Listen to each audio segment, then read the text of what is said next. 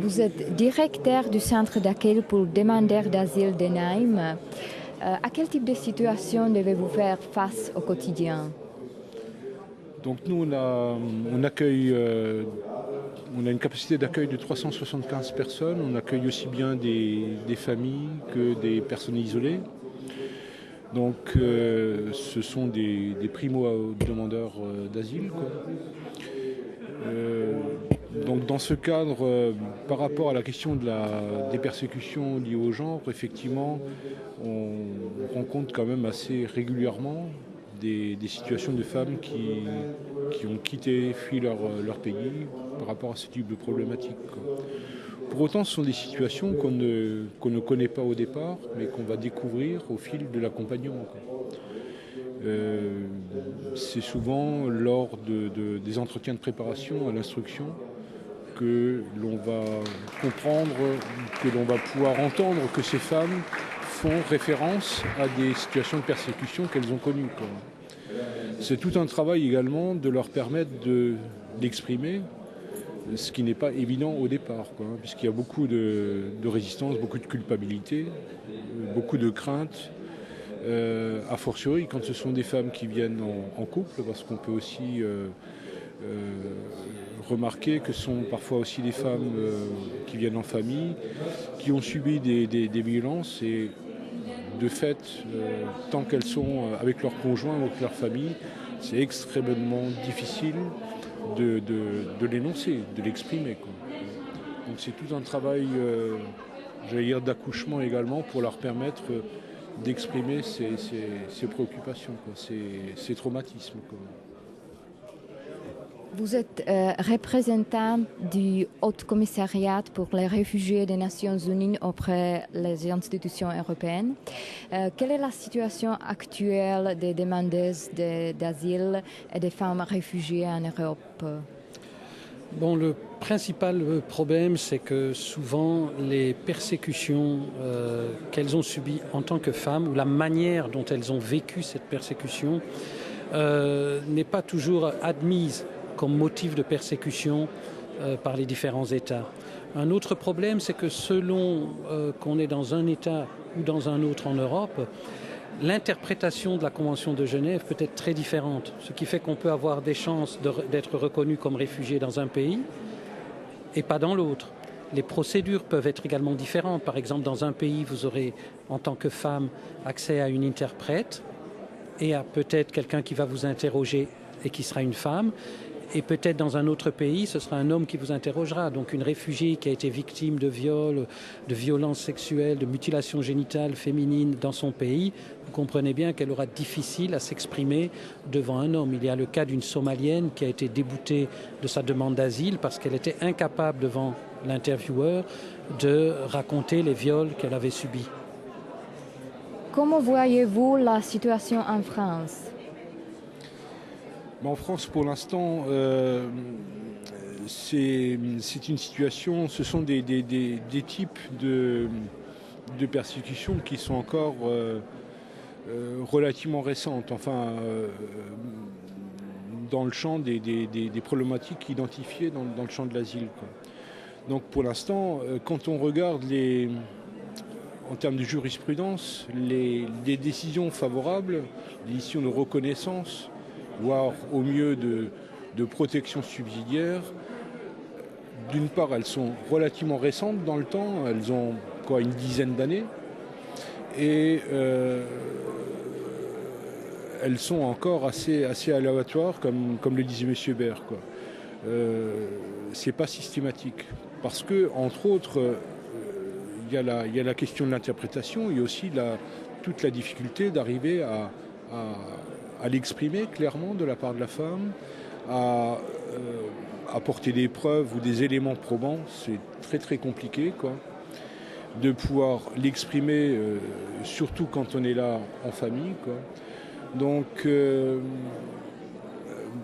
c'est en train d'avancer malgré tout, mais très lentement, quoi. Il y a eu une directive récemment pour que dans la situation des femmes qui qu'il y a un risque pour leurs filles, dans le cas d'un retour au pays. Ça a été pris en compte au niveau du Conseil d'État en décembre 2012, avec une traduction en avril, une directive qui a été transmise au préfet, mais qui a encore du mal à être pris en compte sérieusement pour l'instant, quoi. Donc ce sont des situations qui sont récentes, comme je le disais tout à l'heure, et qui sont vraiment en train de bouger, mais trop lentement quand on voit les situations dramatiques auxquelles on est confronté quand même assez régulièrement, quoi. Alors c'est difficile de donner une statistique comme ça en nombre de femmes, hein, parce qu'elles ne sont pas identifiées au départ, mais pour autant on est quand même confronté assez régulièrement à des situations comme ça. Dans le cadre de la Journée internationale des réfugiés, pouvez-vous nous dire en quoi consiste cette journée? Oui, la Journée mondiale des réfugiés, World Refugee Day, c'est une journée qui a été fixée par l'Assemblée générale des Nations unies en 2000 afin de rappeler aux personnes, ce n'est pas pour juste fêter, c'est pas pour fêter un anniversaire, c'est pour rappeler aux personnes la problématique des personnes déplacées de force.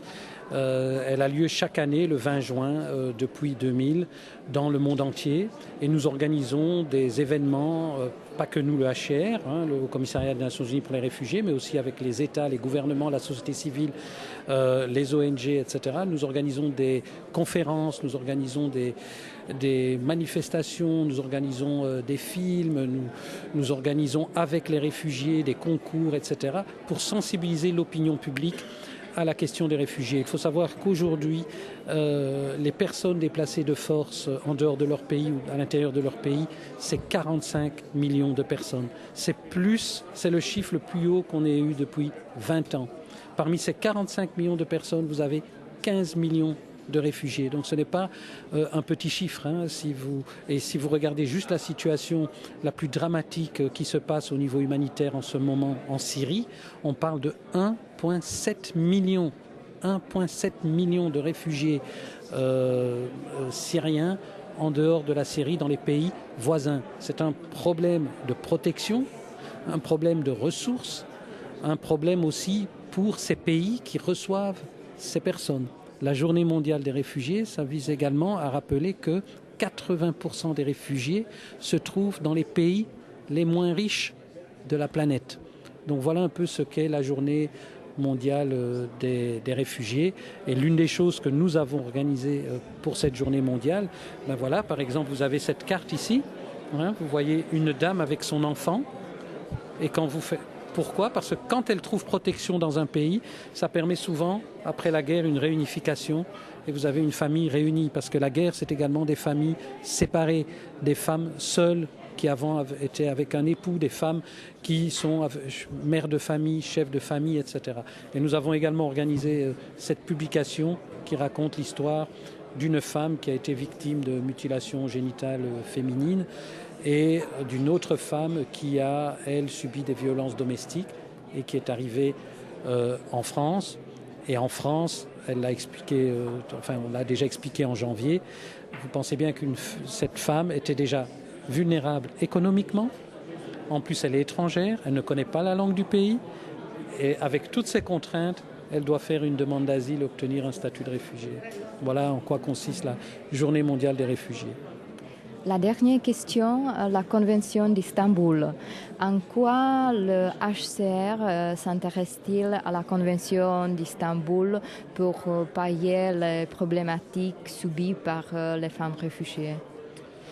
Bien, en fait, le HCR s'intéresse à toutes les conventions qui protègent les droits de l'homme, parce que les réfugiés ne sont pas que des réfugiés, ils sont avant tout des êtres humains qui peuvent donc jouir de tous les droits dont peuvent jouir les êtres humains. Toutes les conventions, la convention relative aux droits de l'enfant, etc., ces conventions qui protègent les êtres humains et les catégories plus vulnérables protègent les réfugiés. La convention d'Istanbul, la convention pour la prévention et la lutte contre la violence faite aux femmes et la violence domestique, est une convention qui protège les femmes contre la violence, qui définit quels peuvent être les types de violences basées sur le genre. À ce titre, tous les articles de la Convention peuvent protéger les femmes réfugiées en Europe. Mais en plus, la Convention dite d'Istanbul a deux articles, les articles 60 et 61, qui mettent l'accent plus spécifique sur les femmes demandeuses d'asile et leurs problématiques propres, comme je l'ai dit tout à l'heure.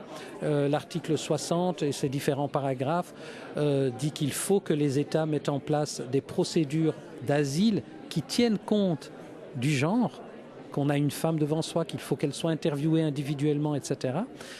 Qu'il faut des conditions d'accueil qui permettent aux femmes de faire une demande d'asile. Il y a aujourd'hui en Europe et même en France des femmes dans la rue avec leurs enfants, ça c'est la réalité, et qui rappellent qu'une femme victime de violence, quel que soit son statut, ne peut en aucun cas être renvoyée vers un pays où elle est menacée, soit au regard de l'article 33, où elle risque de subir la persécution, ou même au regard de l'article 3 de la Convention européenne des droits de l'homme. Voilà pourquoi cette convention est un outil de protection très important pour le HCR. Merci.